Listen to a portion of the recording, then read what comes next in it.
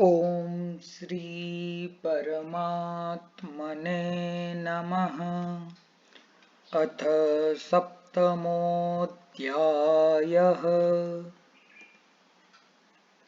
अथातो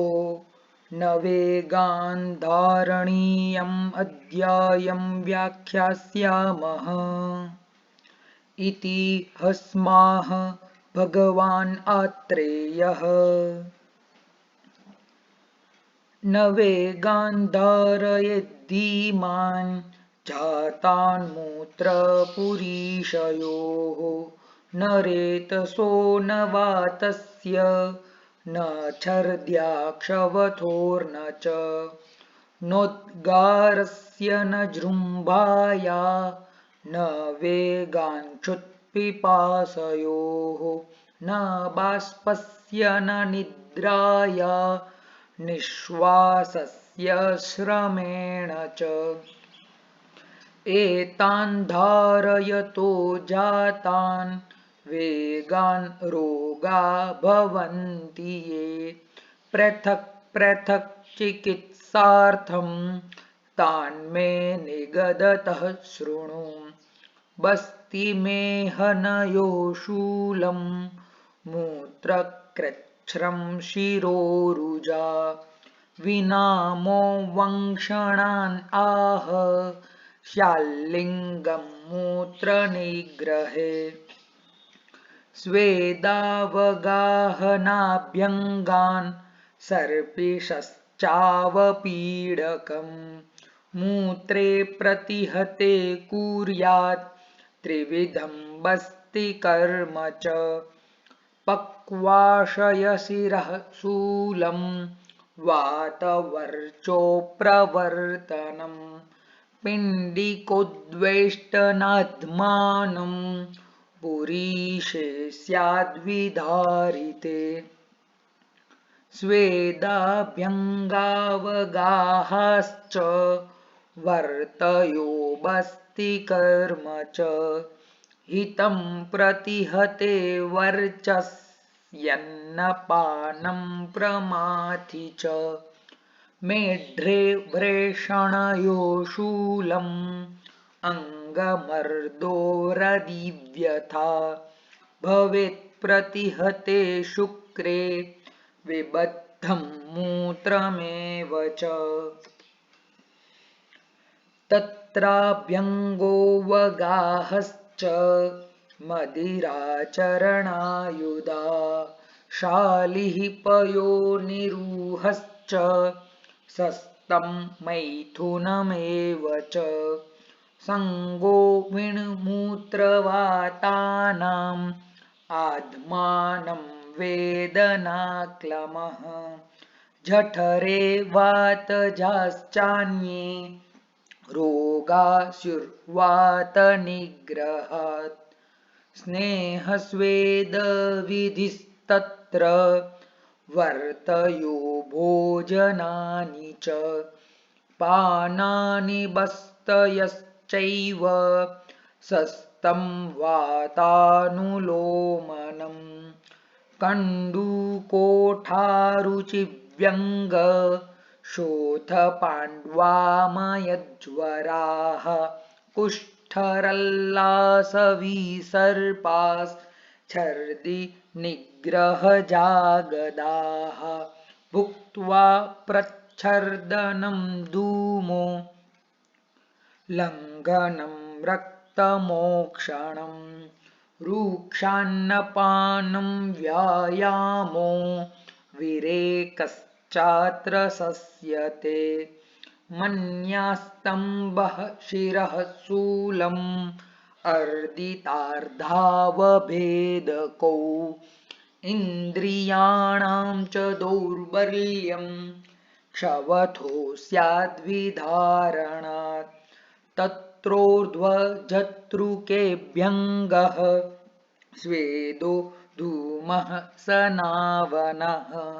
हीतं वातघ्नम् आद्यं च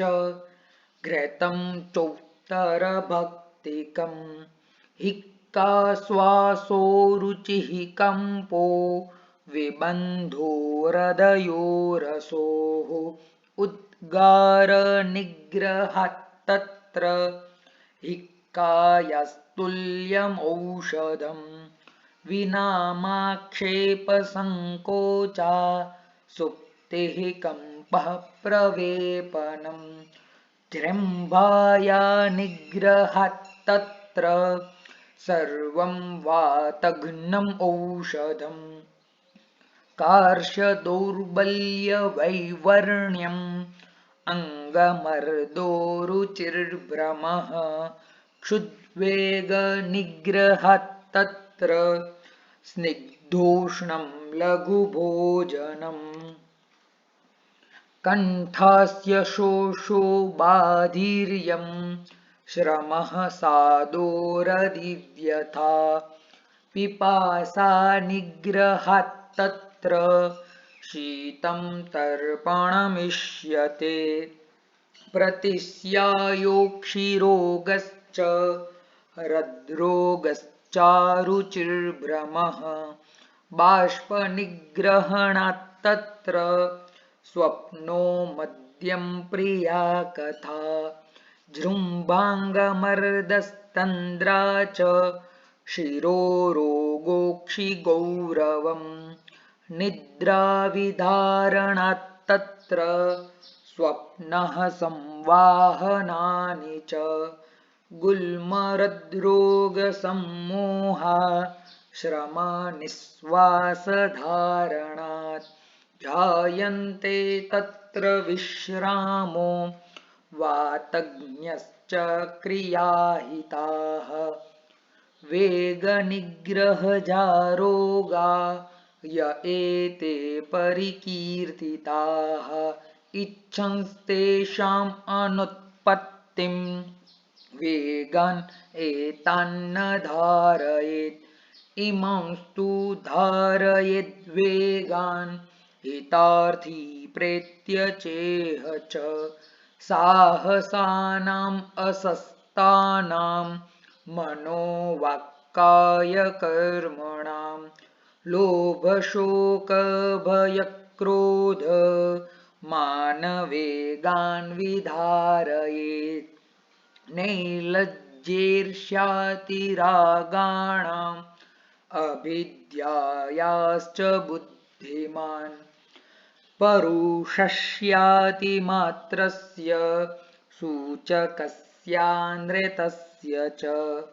वाक्यस्याकालयुक्तस्य धारयेद्वेगमुत्थितम् देहप्रवृत्तिर्या काचिद् विद्यते परपीडया स्त्रीभोगस्तेयहिंसाद्या तस्या वेगान् विधारयेत् पुण्यशब्दो विपापत्वान् मनोवाक्कायकर्मणां धर्मार्थकामान् पुरुषः सुखी भुङ्क्ते चिनोति च शरीरचेष्टाया चेष्टा स्थैर्यार्था बलवर्धिनी देहव्यायामसङ्ख्याता मात्रया तां समाचरेत् लाघवं कर्म सामर्थ्यं स्थैर्यं दुःखसहिष्णुता दोषक्षयोनिवृत्तिश्च व्यायामाद् उपजायते श्रमः क्लमः क्षयस्तृष्णा रक्तपित्तं प्रतामकः अतिव्यायामतः कासो ज्वरश्छर्दिश्च जायते स्वेदागमः श्वासवृद्धिर्गात्राणां लाघवं तथा हृदयाद्युपरोधश्च इति व्यायामलक्षणम् व्यायामहास्य भाष्याद्व ग्राम्यधर्मप्रजागरान् नोचितानपि सेवेत बुद्धिमान् अतिमात्रया एतान् एवं विधाश्चान्यान् योतिमात्रं निषेवते गजं सिंह इवाकर्षन् सहसा स विनश्यति अतिव्यवायभाराध्व कर्मभिश्चातिकर्षिताः क्रोधशोकभयायासै क्रान्ता ये चापि मानवाः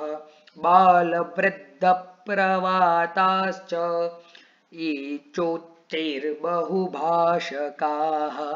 ते वर्जयेयुर्व्यायामं क्षुधितास्त्रशिताश्च ये उचितात् अहितात् धीमान् क्रमशो विरमेन्नरः हितं क्रमेण सेवेत क्रमश्चात्रोपदिश्यते प्रक्षेपापचयेताभ्यां क्रमः पादांशिको भवेत् एकान्तरं ततश्चोर्ध्वं द्व्यन्तरं त्र्यन्तरं तथा क्रमेणापचिता दोषा क्रमेणोपचिता गुणा सन्तो यान्त्यपुनर्भावम् अप्रकम्प्या भवन्ति च समपित्तानिलकफा केचित् गर्भादिमानवाः दृश्यन्ते वातला केचित् पित्तला श्लेष्मलास्तथा तेषाम् अनातुरा पूर्वे वातलाद्या सदातुरा दोषानुशयिता येषां देहप्रकृतिरुच्यते विपरीतगुणस्तेषां स्वस्थवृत्तेर्विधिर्हितः समसर्वरसं सात्म्यं समधातो प्रशस्यते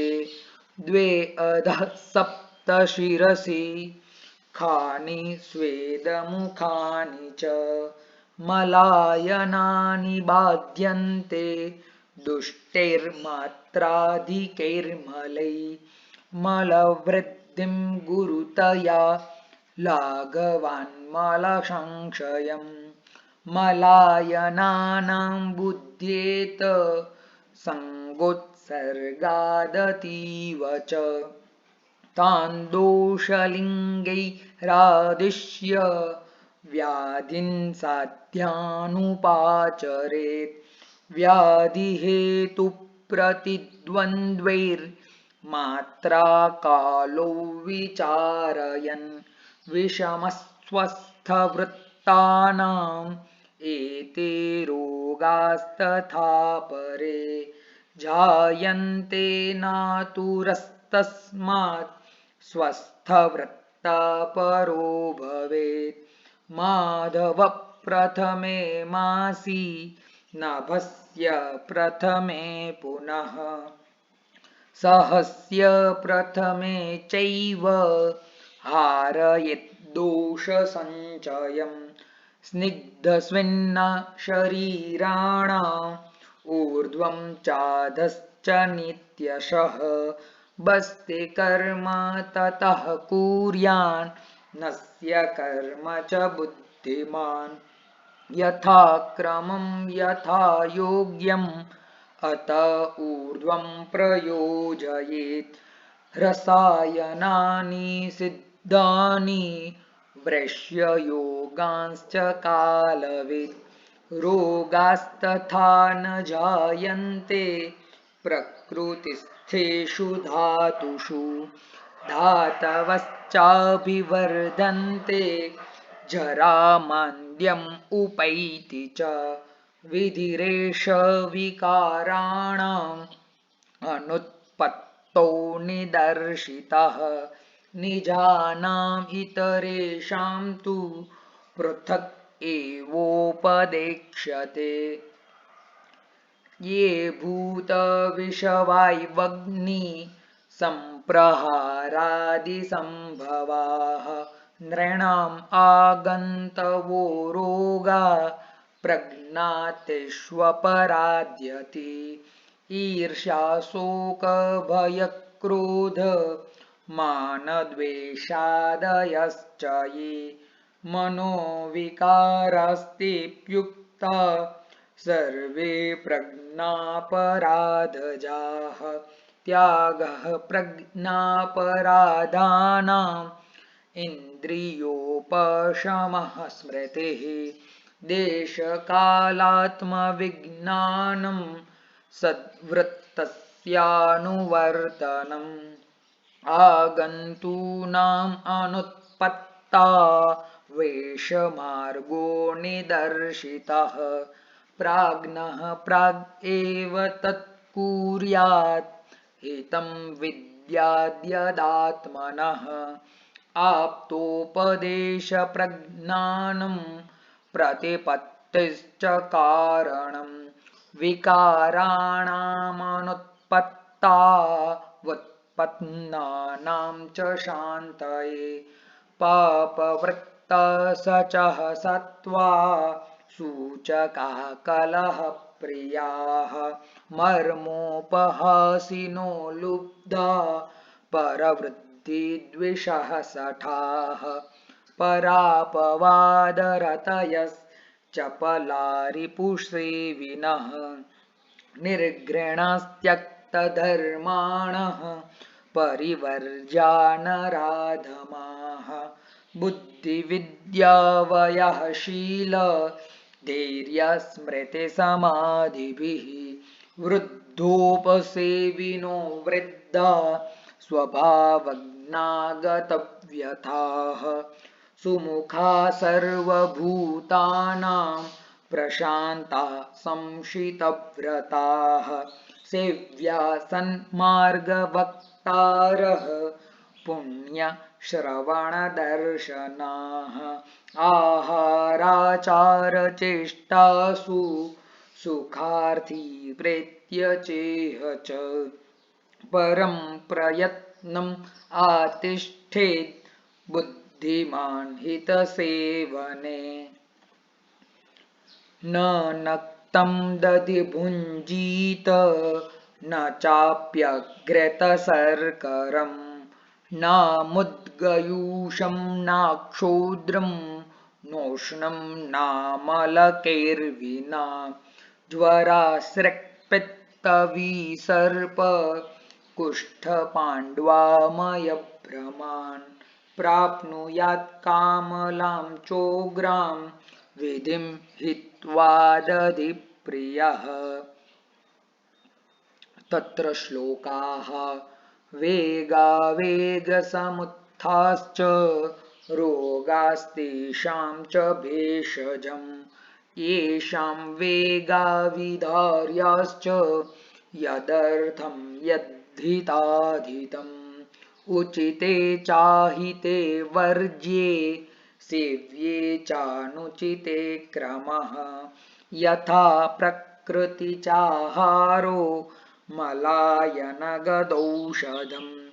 भविष्यतामनुत्पत्तौ रोगाणाम् औषधं च यत् वर्ज्यासेव्याश्च पुरुषा धीमतात्मसुखार्थिना विधिना दधिसेव्यं च येन यस्मात्तदत्रिजः न वेगान्धारणे ध्याये सर्वमेवावदन्मुनिः इति अग्निवेशकृते तन्त्रे चरकप्रतिसंस्कृते श्लोकस्थाने न वेगान्धारणीयो नाम सप्तमोऽध्यायः इति श्री धन्वन्तरि अर्पणमस्तु।